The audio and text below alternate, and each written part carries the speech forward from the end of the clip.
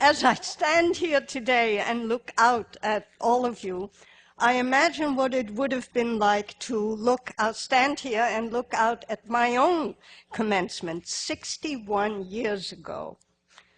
I would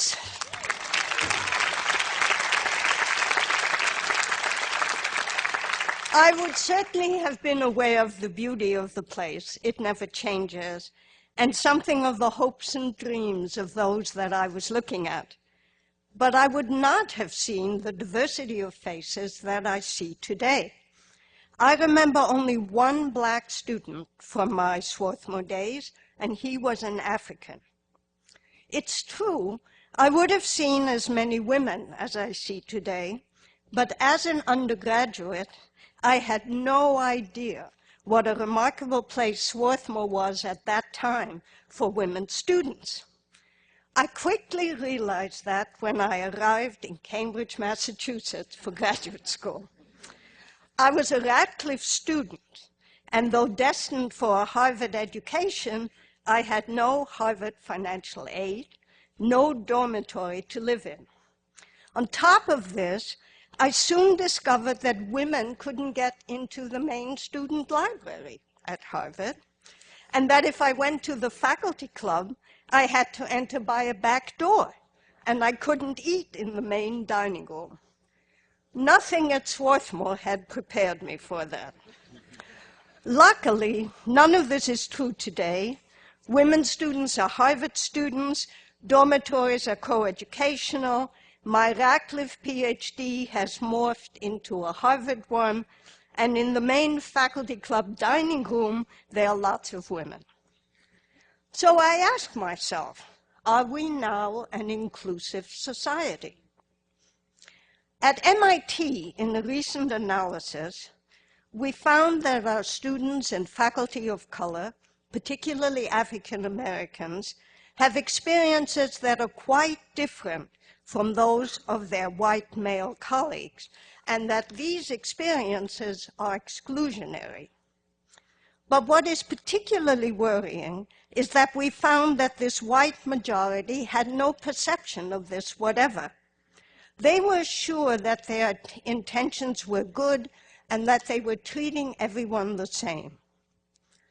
But research shows that the attempt by whites to be colorblind, to try to ignore race in cross-race interactions, may be experienced by people of color as a dismissive, racist attitude, even though that is not the intention. In my time here, we didn't understand these deeper, underlying, more subtle issues because they were covered over by glaring, blatant inequities. We thought, I'm afraid naively, that limiting those gross injustices would solve everything, but it didn't. As you go out into a world that is very diverse and getting more so, I hope you will work for a society that knows how to deal with differences constructively, a society that does not just ignore differences, but values and learns from them. So too, my generation cheered as more and more women went into paid employment and into professions that had previously been primarily male. Surely, we thought, gender equity was right around the corner. Again, we were naive. We valued this change in women's roles without really noticing that men's roles were staying pretty much the same. How could this work out? We welcomed laws to ensure equal opportunity for women and equal pay in the workplace, and supported these goals, which are still not fully realized. But we didn't clearly recognize that if all adults in a household are in paid employment, we also need laws and policies that provide care for children, for the elderly, and for our communities. And these are very slow in coming, at least in the United States. But without institutional change to fully support families, Gender equity is not just around the corner. We also didn't realize how much our workplaces are organized as if people had no other responsibilities except for their paid work.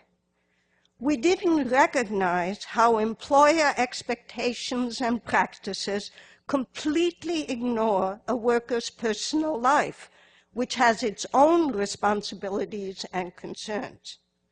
We didn't appreciate how an overemphasis on participation and success in employment can jeopardize the care needed by our families and communities. But our society needs both. And so we have to rethink how we produce the goods and services in the economy without creating a crisis of care. We need a new agenda not only for women, but for men, for family, as well as for work. And for all this, we need your help.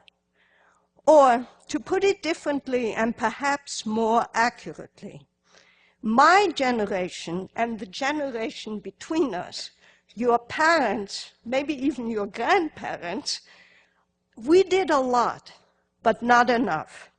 It's your turn now, and we wish you good luck. So let me end by congratulating you on your accomplishments. Swarthmore was never a breeze, and wishing you well for the future.